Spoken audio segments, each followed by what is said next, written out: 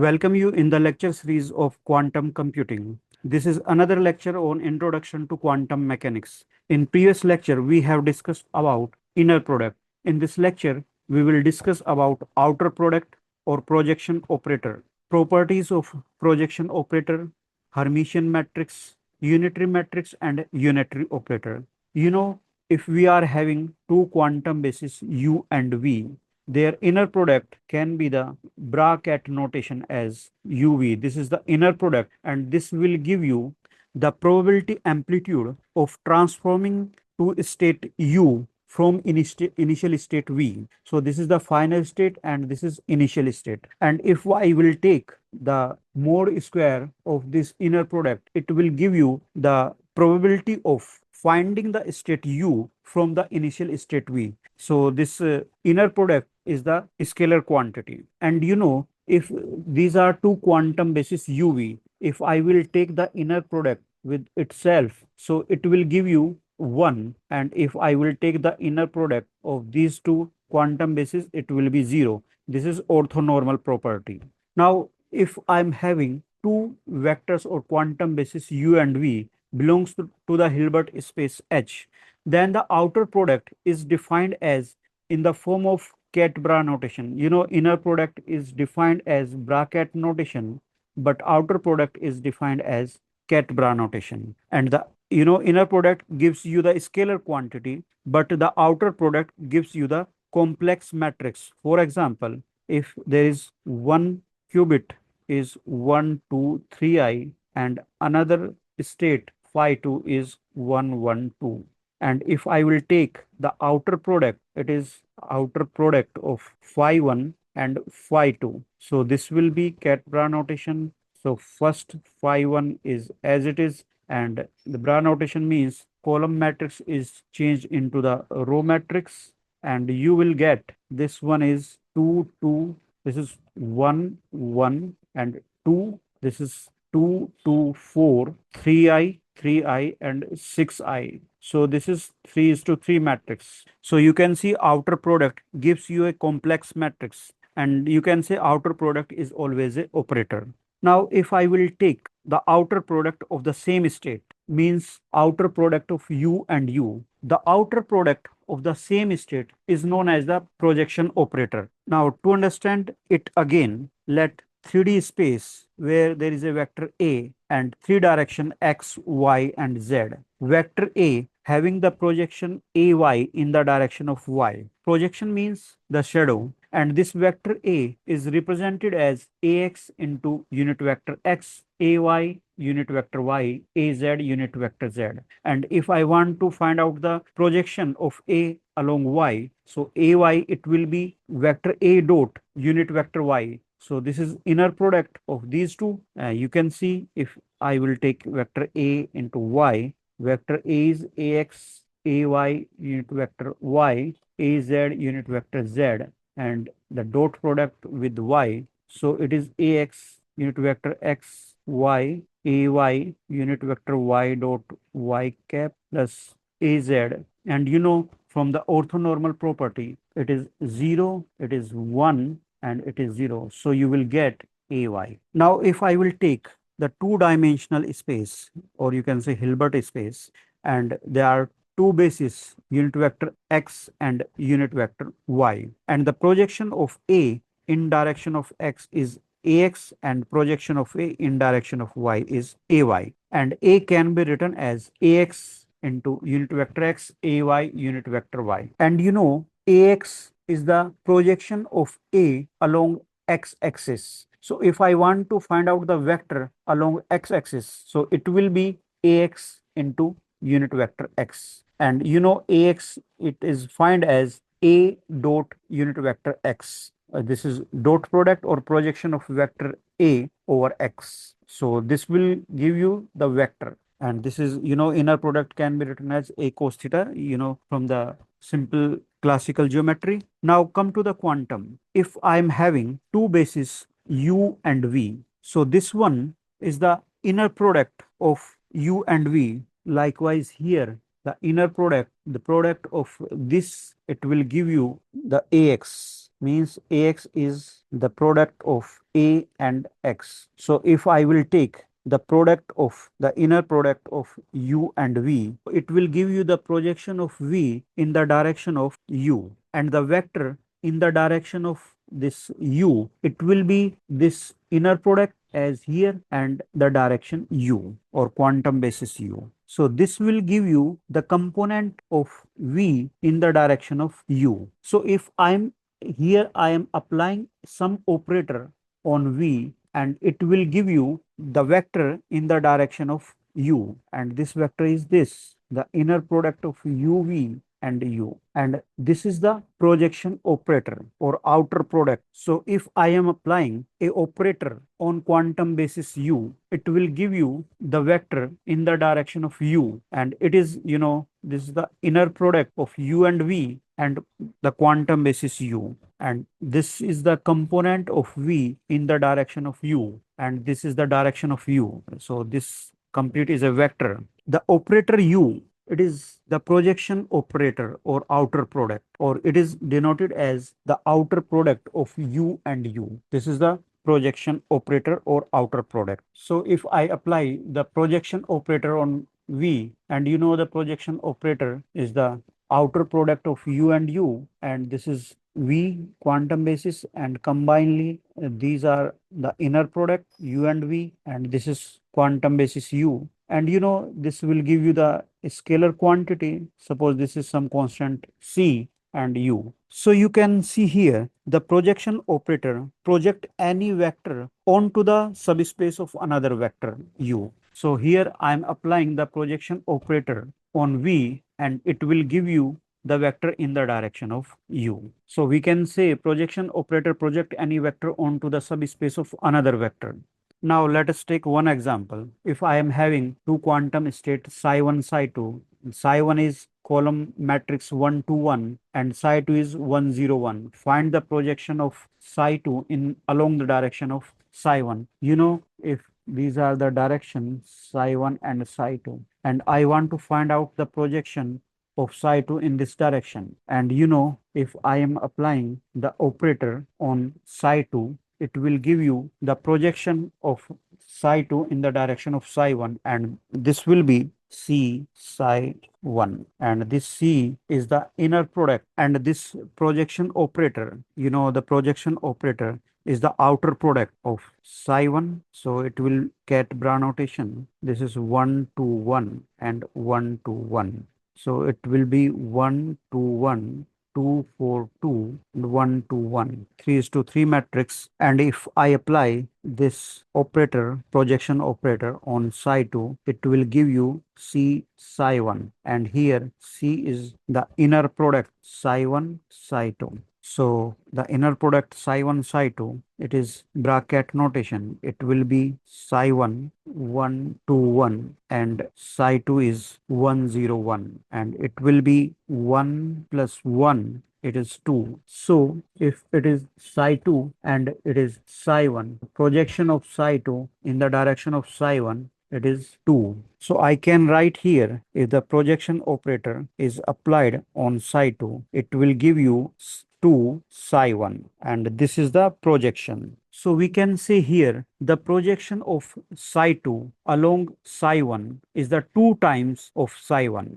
Previously we have psi1 1 to 1 and psi2 it was 1 0 1. Now if I will take the outer product of psi1, psi2, it is psi1 and psi2. This outer product, it will give you cat psi1, it is 1 to 1, and bra it is 1 0 1. So it will be 1 0 1, 2 0 2, and 1 0 1. So here if you see the diagonal and you will take the sum of the diagonal, it will be 1 plus 1 2, and this was the inner product of psi1 and psi2. The inner product of psi1, psi2 was 2. And you can see the, if I will take the outer product, I can find out the inner product from this if I will take the sum of the diagonal elements here. So I can write here the outer product. If I will take the trace of outer product, means sum of the diagonal elements, it will give you the inner product, or you can say trace of this outer product, cat bra notation psi1, psi2. It will give you the bracket notation, the inner product. Every operator is represented by a square matrix or by Hermitian matrix whose order is equal to the dimension of the Hilbert space. Now, properties of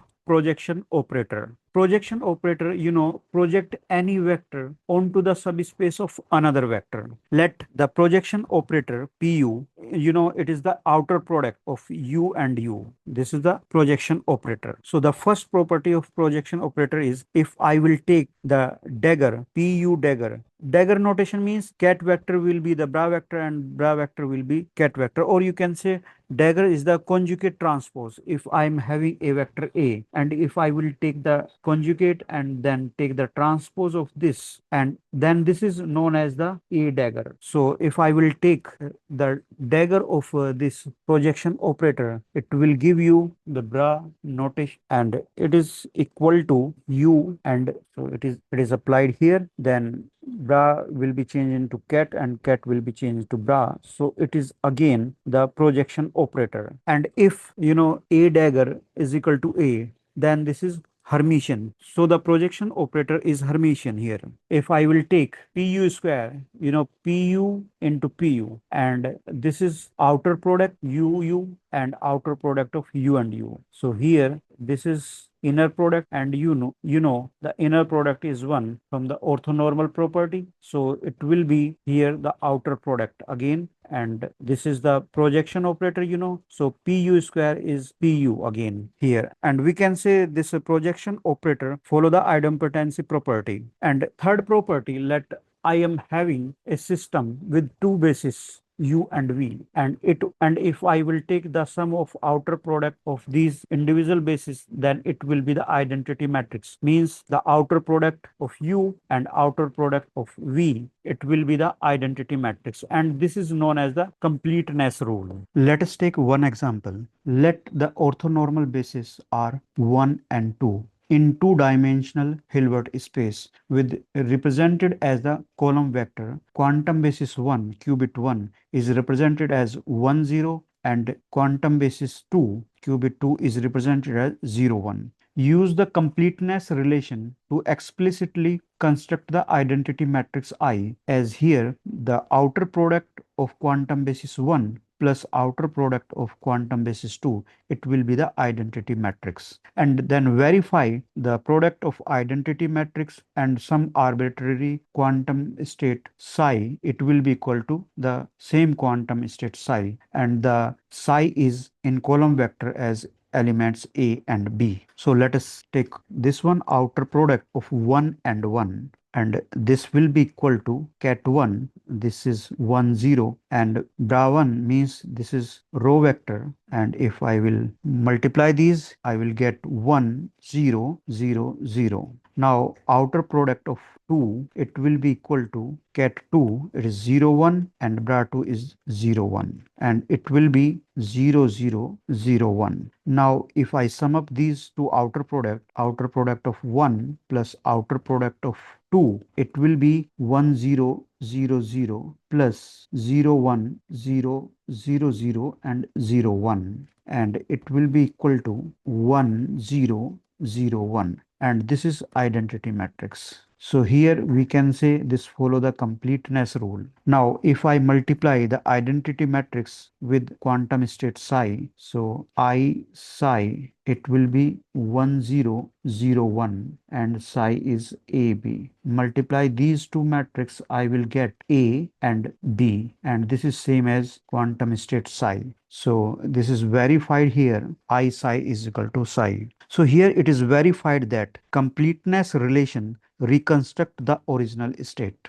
Again, if I'm going to consider here, this is the projection operator that is applied on the quantum basis V. It will be equal to C and quantum basis U. You can say the projection operator project any vector onto the subspace of another vector. So if I'm going to apply the projection operator on V, it will give you the vector in the direction of U. Or you can say an operator is a rule that transform a vector V into another vector U, and transformation happens in the same vector space. Now we will discuss some other properties of operator. First is the addition and subtraction property. Two operators O and P can be added or subtracted as if there are two operators and these two operators are added and they are applied on the quantum state V. So I can write the operator individually applied on V, operator U applied on V and operator P applied on V. And if I am going to subtract these O minus P, so we can apply similarly individually on V and then subtract these two. Another property is the product of two operators. If there are two operators, product of two operators OP,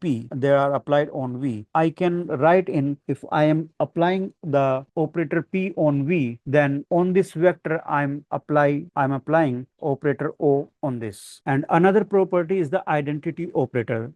As we have seen in the completeness rule, if identity operator is applied on V, vector V, it will give you again the vector V. The fourth property is the associative law. Operators obey the associative law, means here if there are three operators O, P and Q, they are applied on V. So here first the operator Q is applied on V, then on this OP are applied, or we can write OQ are applied on V and on this vector then O is applied. This is associative law. There is another important law is the commutative property. The commutator of operator O and P is defined as OP, it is equal to OP minus PO. If OP are commute, then OP it will be equal to 0. In general, OP not equal to PO. If they are equal, then this is 0 and we can say O and P are commute. Another property is the anti-commutator. Anti-commutator of two operators OP, it is defined as the OP plus PO, and if O and P are anti-commutate, then OP it will be equal to minus PO, and in that case we can say OP anti-commutator it will be 0. Now what is Hermitian matrix? Every operator is represented by the square matrix or by Hermitian matrix whose order is equal to the dimension of the Hilbert space. That is, if H is of order 2, means there are two bases like ket 1 and ket 0. This is two-dimensional Hilbert space like projection operator. Projection operator means outer product, or you can say if I will write outer product, it will be 0, 1 and 0, 1. It is 0, 0, 0, 1. 2:2 matrix. So we can say every operator is represented by the square matrix or by Hermitian matrix whose order is equal to the dimension of the Hilbert space. Here dimension is 2. So this is matrix is 2 by 2 matrix. A Hermitian matrix is a square matrix composed of complex number and it is equal to conjugate transpose. So if A is Hermitian, then matrix A will be equal to A dagger, conjugate of matrix A, and then I will take the transpose, and this is known as the A dagger. If A and A dagger are equal, then we can say A is the Hermitian matrix. So here the elements of this vector A, that is Aij, it will be equal to Aj conjugate for all I and j. So here if operator O, outer product or projection operator O, is the Hermitian, then O will be equal to O dagger. And in quantum mechanics, all observables are represented by Hermitian operator. For example, in quantum mechanics, the position operator X, the momentum operator P, and the Hamiltonian operator H are related as H is equal to P square by 2m plus Vx. This is the potential energy and this is kinetic energy. So this is, you can say, the potential energy operator T and this is kinetic energy operator V, and this is the Hamiltonian operator. This represents the total energy of the system. So the total energy of the system is equal to the potential energy and kinetic energy, or you can say the Hermitian operator H, it will be equal to the potential energy operator and kinetic energy operator. And all these operator H, T and V are the Hermitian, means if I will take H, it will be equal to H dagger, T, it will be equal to T dagger, and V, it will be equal to V dagger. This is Hermitian matrix. Now, unitary matrix and unitary operators. Unitary matrix are complex square matrix whose Hermitian conjugate is also the inverse. So it satisfies the following condition. U dagger is equal to U dagger U is equal to I. Because Hermitian U, if U is Hermitian, means U is equal to U dagger. And this Hermitian is also the inverse of this unitary matrix, means U inverse is basically U dagger. So that's why we can write U dagger is equal to I. And if H is the Hermitian matrix, then there exists a unitary matrix U such that U dagger HU is the diagonal. So for example, if you consider that H is equal to 2 1 1 2 and U is 1 1 1 minus 1, then U dagger HU, it will be U dagger conjugate transpose 1 1 1 minus 1, same as U, and H is 2 1 1 2 1 1 1 minus 1. This is U. So you can write here, this is 3 3 1 minus 1 and 1 1 1 minus 1. So you will get here 4 0 0 2. So you can see this is diagonal matrix. U dagger HU is the diagonal. And also if A and B are two operators, then AB dagger, it will be equal to B dagger A dagger. In quantum computing, we use polymatrices to set the rotational parameter for qubits and measure quantum errors. The matrix is sigma 1 or sigma x or x. It is represented by the element 0 1 1 0. This matrix is known as poly-X matrix. Sigma 2, or you can say sigma y or simply y, it is equal to the matrix with element 0 minus I 0. This is poly y matrix. Sigma 3 or sigma z or simply z, this is the matrix with elements 1 0 0 minus 1. This is poly z matrix. And these poly matrices are traceless, Hermitian and unitary. Traceless means if I consider suppose the polymatrix X, polymatrix X, it is represented here 0 1 1 0. So this is traceless, means the sum of the diagonal, it is 0. So this is traceless. And Hermitian. Hermitian means if I will take the dagger of X, it should be equal to X. Let us check. X is 0 1 1 0. If I will take the complex transpose, it will be 0 1 1 0. Again, it is X. So this is Hermitian matrix. Similarly for y, y is 0 minus I 0. You can see this is traceless. And U dagger, if I will interchange row into column and column into row, so it will be and conjugate. So it is 0 plus I and minus I 0. Again, it is y. So this is Hermitian matrix. And also these matrices are unitary matrix, or we can say if I will take y dagger, it should be equal to I if this y is unitary matrix. So y is 0 minus I 0, and y dagger is also 0 minus I 0. If I multiply these two matrices, then I will get minus I square 0, and this is 0 and minus I square, and minus I square is 1, and this is identity matrix. So we can say here y dagger is equal to y. Similarly, we can find out x dagger is equal to x, z dagger is equal to this is y. So z dagger is equal to I, and similarly you can find out z is equal to z dagger. So the poly matrices are traceless, Hermitian and unitary matrix. This is the end of this lecture. In the next lecture, we will discuss more about these matrices poly X, poly Y and poly Z matrix. Till then, thank you.